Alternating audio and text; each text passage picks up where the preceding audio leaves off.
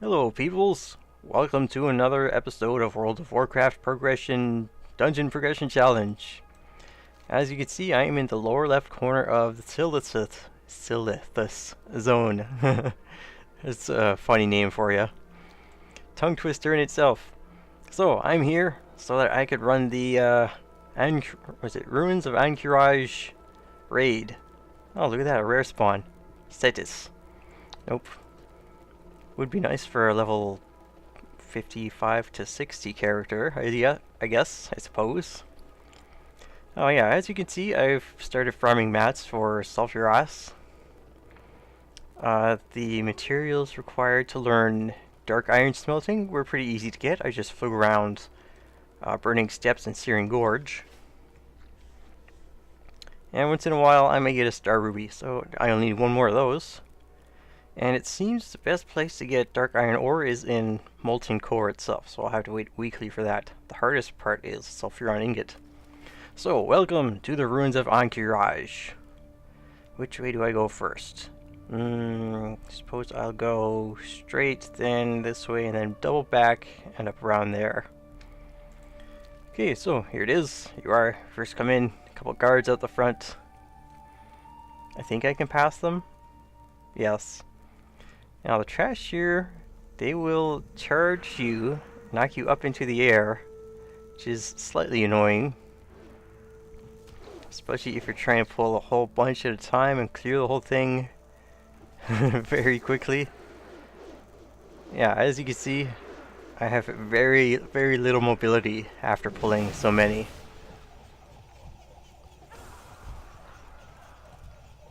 And they drop unique items to the Ahn'Qiraj raids, the claystone scarab things. Oh great, I got a 50% slow poison.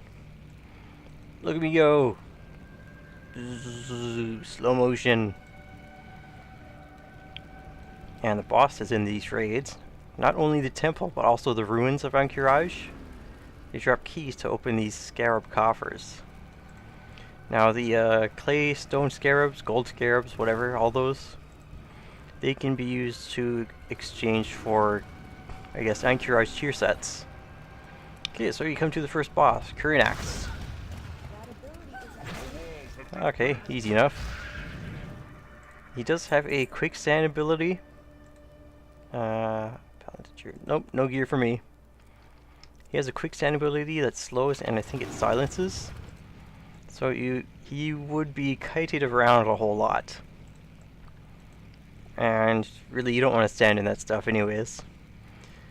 And almost right away you'll come to the second boss encounter area. I'm not sure how things were done back in the day, as it were. But if you pull the first bunch, then the rest will follow suit in some sort of scripted event. 2, 1, shockwave.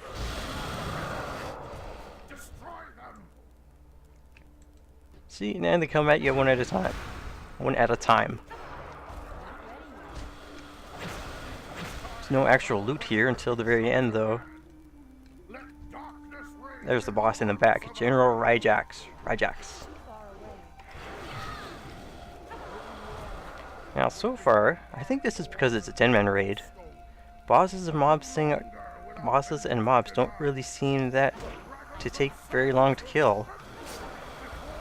Because in Molten Core and Blackwing Lair, stuff took a lot longer to take out. You know what? I think I will take out some scarab things and idols and findings of Qiraji Emperor or whatever they are. Because I think, yeah, I could use those as upgrades for my progression challenge rules. So the rules for the dungeon progression challenge, in case anyone's forgot or if anyone's wondering, is to run all the World of Warcraft raids up to Dragon Soul in Cataclysm, starting with a naked character and collecting gear upgrades only from the dungeons. And you gotta run them in difficulty order, or for me I'm running them in the strength of the drops. In order of the strength of the drops. Yeah, that makes sense. And finally, here's General Rajax. Now, even, I think, at any level, he can be difficult because he has this ability that deals a percentage of health. I think it's also a really big knockback. I'm trying to see if I can get him to use it. I've also turned my back to him to make sure he doesn't miss. Oh, okay, well that was it, but I guess they tuned it so that he doesn't take out a percentage anymore. Just a flat amount. Okay, cape. I can take that. Now there's also the key I missed from Curinax. Now after General Rage Axe, you can either go right or left. I'm gonna go right to Mome, next boss, before I double back to, I think it's Brewer the Gorger. Could be wrong. I looked up the fight and how it was done, but this looked like it would have been a lot of fun to try it when it was current. I started playing late Burning Crusade, I think around August or September, before Wrath of the Lich King went live. Okay, so the next area is this big long oasis type thing. Just hug the right wall and eventually you will come to the next boss, Mome. Mome, not Mo. You can call him Mo for short if you want. There's also a bunch of scarabs. I think one of these is an annoying mob. Yeah, I'm pretty sure there's like a charge and or knockback. That's why I usually tend to avoid these instead of pull everything like in most dungeons. Spitting Scarab, Shrieker Scarab, Obsidian Destroyer. Oh yeah, these Sphinx things walking around, they drop objects, mineable ores, like obsidian chunk. That's a thing for I think blacksmiths. Let me see. Chunk. No, I don't think this character has any recipes that uses it. Watch out for these flesh hunters. Like, even though they have low HP and you'll probably one-shot them before they do it, they can suck you into themselves and like deal percentage of health over time and you won't be able to do anything about it. You'll be stunned or locked out. So here's Mome. Let's take him out. He's not anything to worry about for me because his, I guess, strategy? Take that. His strategy is to drain mana off of players. This is not useful for me. Not a very big upgrade. His strategy is to drain mana off players and I guess detonate it? Something like that. Okay, and we are back. There's not very many bosses in here, just 6. Still a pretty big raid though, and it is nice that you're allowed to mount up to make things a bit faster. Now the next area is sort of like a refuse pit of sorts. I guess I could pull these guys, no harm in that, I think. Oh great. Well, now okay, I don't think there's any harm in it. I was just wondering if one of these guys were the ones that did the 50% slow. But then I remembered they weren't among the ones that were at the start of the instance. Okay, there he is. Thought that guy despawned, but he just went invisible. So, next boss is right down here. Buru the Gorger. Now, I don't know of any real official way to get down there. Like, if there's a path or something. But whenever I go through here, I just generally try to jump down and make my way down semi-safely. Like off of these broken sewer tunnels. Down there, and the next one would probably be here, through a mounted jump. Whoops. Nice. I moved too early and cancelled the mount. But good thing I've got Heroic Leap. Now the rest should be fine. Down there. There we go. Whoa. Sinking. Now, I'm going to take him out just because I don't want any unexpected surprises. So the thing was, Buru would focus on a raid member, anyone, and the raid would have to break an egg. What does that even do? Hey Buru. So breaking an egg would spawn a hatchling. I'm not sure, you would have to lead him over to the hatchlings and have him eat them? Or they get low on health. Something like that. Give me that. Another drape? I don't think I need one, but thank you. Oh, for hunters, I think you can tame this guy for Beast Mastery hunters. You get a really, really unique pet bug model. Now I'm still in combat for some reason. Charge! Get close. Oh my god, for a blob he sure moves fast. Okay, I'm out of combat finally. Does this? Nope, not lucky enough. You know, sometimes oozes contain slime bags.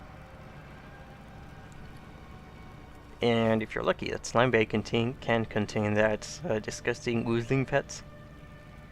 Or is that the one I get from Love is in the Air? I can check. Pet. Ooze? Disgusting oozling. That's the one from Oozes, Slimes, and Worms. Okay, so as you saw, I made my way up the ramp on the far side. Right here. Making my way to the comb. Honeycomb. Give me that. Where the next boss is. Now I don't know what this side room is for at all.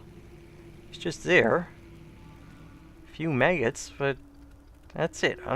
Maybe it was for a quest. I don't know. Who knows? Maybe it's just there for no reason. Ooh, mystery room. So make your way through here. It's kind of crowded. A lot of nests and bug larvae. Hey, look, a scarab coffer. Great. Looks like I can't pull these all at once. Go, one of these, one of these. That's also a good lesson for you. Even in like current content, you don't want to pull a whole lot because mobs with crowd control abilities, if you pull a lot of them, you'll probably get chain crowd controlled and most likely wipe. That's why I really don't like it when people pull way too much. Give me that. Oh yeah, forgot. Now that patrol down there, they should come up this way soon. Don't want to approach Iamis the Hunter too soon, because I'm not sure about his aggro radius. Oh my god. Jeez. Yeah, pain in the butt. You can't really go anywhere. Alright, now the thing with Iamis is, once you engage him, he flies up out of melee range, so with the range, DPS would attack him until he comes down in phase 2, and I guess periodically he would teleport the player onto the altar, and you would have to release them and free them by attacking something. So what I'm going to try to do is attack him quickly to either kill him or reduce his health down to phase 2 threshold. I'll use Heroic Leap to assist. Oh shoot. Didn't think he would aggro so quickly. Well, I guess I can use Heroic Throw. No, okay. I went defensive stance because I'm used to playing tank. And there's no cooldown on Heroic Throw in Prot Spec. 60% health. Is he coming down? Okay, that was quick. Oh yeah, and I think if I would have left him up longer, he would have teleported me up there. A caster mace. This looks pretty ugly. Ew. Gross. That kind of looks like intestines. Yuck. Well, if you're curious for unique weapon models, there's one for you. Now, final boss. Syrian the Unscarred. Dungeon Raids Classic. Syrian the Unscarred. So the boss area is this entire room here. It's enormous. You'd have to clear all the trash first. These Anubis South Guardians wandering around. I don't know, it seems there's about 10 of them. Anyways, you'd engage the boss. Do not click on this just yet. This is for the boss fight. They should have had this, well, they could fix it, but it's old content and stuff, and they don't even touch old content anymore after, they release the next patch of stuff. So you drag him over to these things, activate them, and then that would remove his buff, which increases his damage by 300%. And so I guess that's pretty much the fight, plus, general raid mechanics don't stand and stuff or whatever. And these things would also pop up throughout the boss area. There's another one, there's one there. Let's see what this does exactly. It causes a pillar to erupt, and then he gets a arcane resistance reduced, arcane damage taken increased. Awesome. So the arcane casters, like Moonkins, arcane mages, I think that's it, would go nuts on him.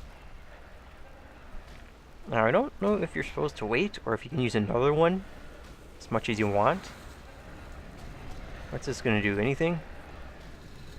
There you go. Nature. That's pretty useful. So yeah, that's how the fight goes. What do I get? Key, hilt, head, cape. Yep, that's a small upgrade. Oh yeah, these tomes. What do I get? Good old revenge. Well, this has been episode 13? Let me check. Wrong, way wrong. 17 of World of Warcraft Dungeon Progression Challenge. Why is this sky all starry? I don't know. Well, if you like this video, leave a like, and if you want to follow along with the series or anything else on my channel, you can subscribe too. Okay, till next time, I'm going to run the very long Temple of Ahn'Qiraj to face off against Cthulhu. Till then, be well, stay well, and farewell.